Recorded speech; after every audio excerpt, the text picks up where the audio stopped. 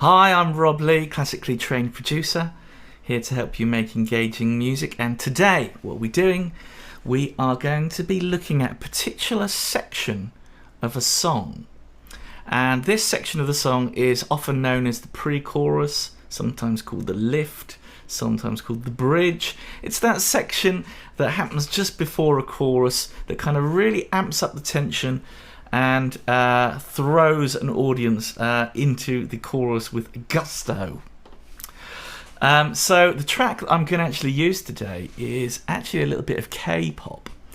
It's a song by Newest called Love Paint. It's actually quite an old song now, but it's a really good one to illustrate exactly what I'm talking about. So what we're going to do is, at first, we're going to listen to the song and we're going to kind of identify what the effect of each section has largely on the listener. So let's just go by, and we're also going to look at the harmony as well, but let's start by just figuring out how it makes a listener feel. So let's have a look at this.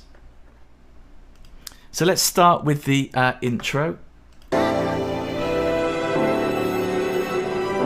I guess it's setting the mood. It's setting the key. And then the first verse. It's not particularly tense. It's quite pedestrian in some way. Melodically it develops. Here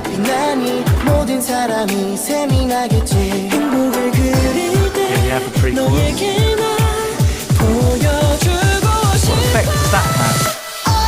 And then we have the chorus. What effect does that have? So really, you know, the verse sort of is quite, what's the word, static in terms of energy.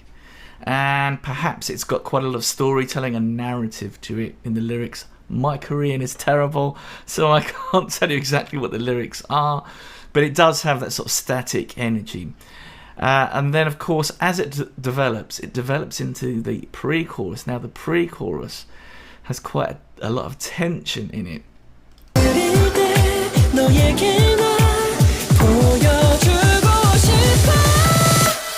Anxiousness, anxiety-inducing tension, which is gonna affect the audience in the same way. And then we have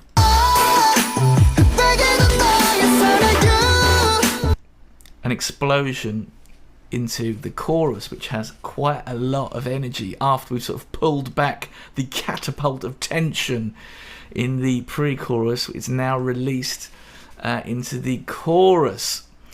So how can we understand how that tension is built? Well, first, let's have a look a little bit at the harmony that's being used in this song. And if we sort of go back to the verse material.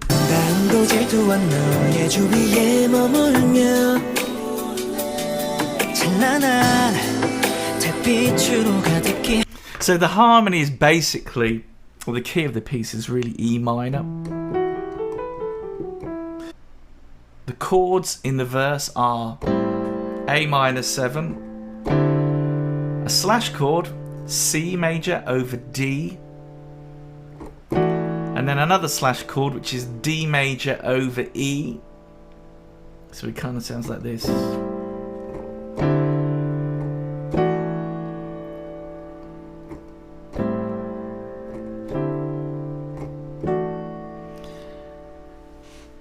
So yeah, quite a static energy also to the chords there. So let's have a look at the pre-chorus, what's going on in terms of the harmony there.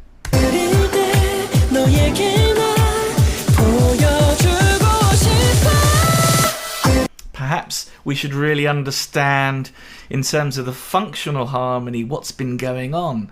So really in the verse we've got this very static energy that all ends up on a version of chord 1, and actually chord 1 would be signified by an E in the bass, and actually, although it's a slash chord, D major over E, we can understand it as functionally chord 1.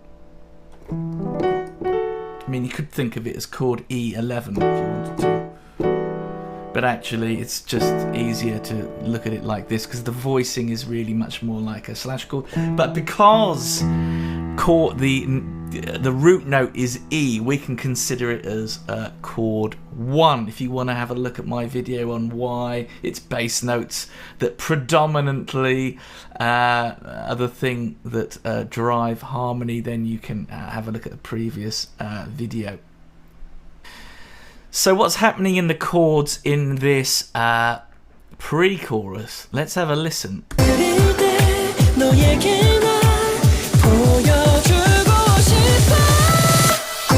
So let's have a look at that. We're starting on A minor 7. You could consider that chord 4. B minor 7, chord 5. C major 7, I guess you could consider that chord 6, and then B7, borrowed from the parallel key of E major, with an added 6th, and really this is chord 5, very much chord 5. So the thing that's really important to note here is in this pre-chorus, chord 1 doesn't occur. They've avoided chord 1. Whoever wrote this song, they've avoided chord 1. So what else? What other techniques are they using to build tension here? Let's have another listen. Perhaps we can have a look at the rhythm in the drums. Let's have a listen to the drums. What's going on?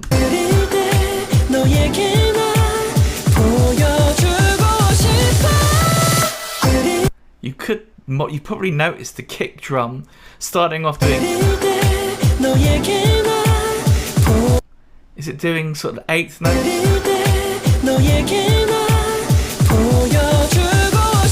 It's doing 8th notes at the beginning, and then suddenly it turns to 16th notes, and it gets faster and faster and faster.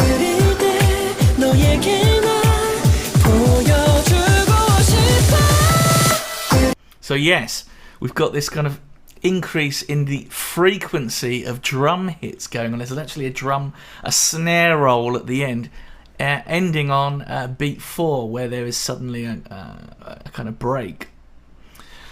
So that's the rhythm. Alright, so what about melody? What can we say about the melody here?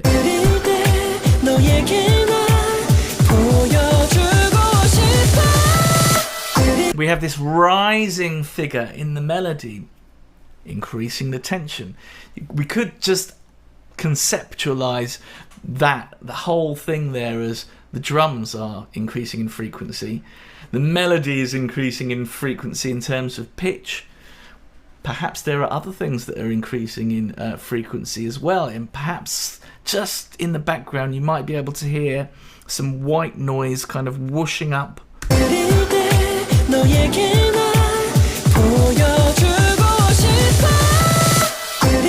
Yeah, there's a rising cymbal. I think there's a little bit of white noise in there as well.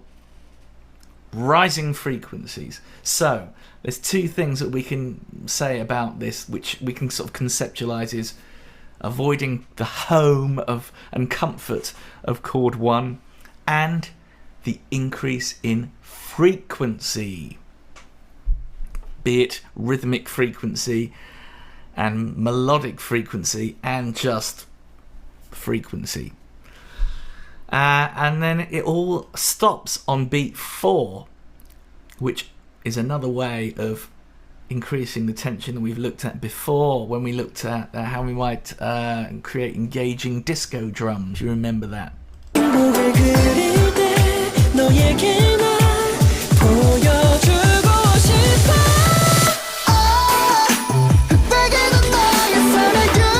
And then we have this explosion into the chorus, starting with the melodic part.